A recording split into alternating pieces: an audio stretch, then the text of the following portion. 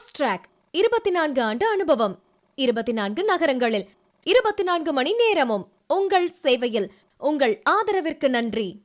தேர்தலுக்கு முன்னதாகவே சூரத்தில் பாஜகவை வெற்றி பெற வைத்த காங்கிரஸ் வேட்பாளரை போலவே இந்தூர் தொகுதி காங்கிரஸ் வேட்பாளரும் பாஜகவுக்கு சாதகமாக வேட்புமனுவை வாபஸ் பெற்றுள்ளார்.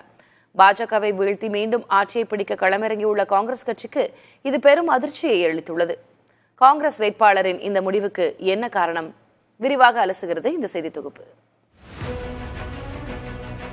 நாடு முழுவதும் மக்களவைத் தேர்தல் 7 கட்டங்களாக நடந்து வருகிறது.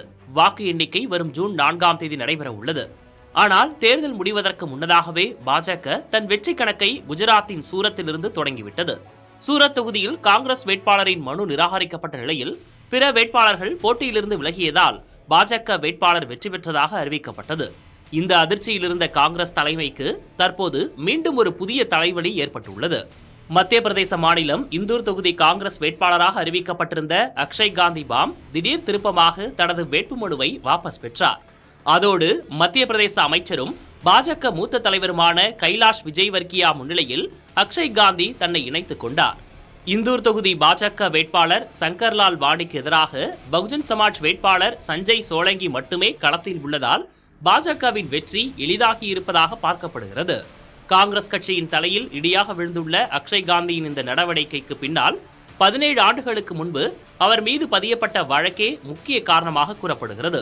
கடந்த ஏப்ரல் 24ஆம் தேதி வேட்புமனுவை தாக்கல் செய்த அக்ஷய் காந்தி தன் மீதான குற்ற வழக்கு ஒன்றை குறிப்பிடவில்லை என பாஜக தரப்பில் குற்றச்சாட்டப்பட்டது. அக்ஷய் காந்தி மீது கொலை முயற்சி வழக்கு உள்ளதாகவும் இதை வெளிப்படையாக தெரிவிக்காததால் அவரது வேட்புமனுவை நிராகரிக்க வேண்டும் என்றும் பாஜக தலைவர்கள் வலியுறுத்தி வந்தனர். எனினும் பாஜகவின் கோரிக்கையை நிராகரித்து அக்ஷய் காந்தியின் வேட்புமனுவை மாவட்ட தேர்தல் அதிகாரி ஏற்றுக்கொண்டார். இதற்கிடையே 2007ஆம் ஆண்டு பதியப்பட்ட வழக்கில் கொலை முயற்சி செய்ததற்கான 307 ஐபிசி பிரிவையும் சேர்க்க வலியுறுத்தி பாதிக்கப்பட்ட நபர் நீதிமன்றத்தில் முறையிட்டார். அந்த மனுவை ஏற்றுக்கொண்ட நீதிமன்றம் அவர் மீது கொலை முயற்சிக்கான பிரிவை சேர்க்க காவல்துறைக்கு உத்தரவிட்டதோடு விசாரணைக்கு வரும் மே 10ஆம் தேதி நேரில் ஆஜராக அக்ஷய் காந்தி மற்றும் அவரது தந்தைக்கு உத்தரவு பிறப்பித்தது. இந்தூர் தொகுதிக்கு வரும் மே 13ஆம் தேதி வாக்குப்பதிவு நடைபெற உள்ள நிலையில் 3 நாட்களுக்கு முன்பு விசாரணைக்கு ஆஜராக உத்தரவிட்டிருந்தது அக்ஷய் காந்திக்கு கலக்கத்தை ஏற்படுத்தியதாக கட்சி வட்டாரங்கள் தெரிவிக்கின்றன. இதன் தொடர்ச்சியாகவே வேட்புமனுவை வாபஸ் பெற்றதோடு பாஜகவில் அக்ஷய் காந்தி இணைந்துள்ளார்.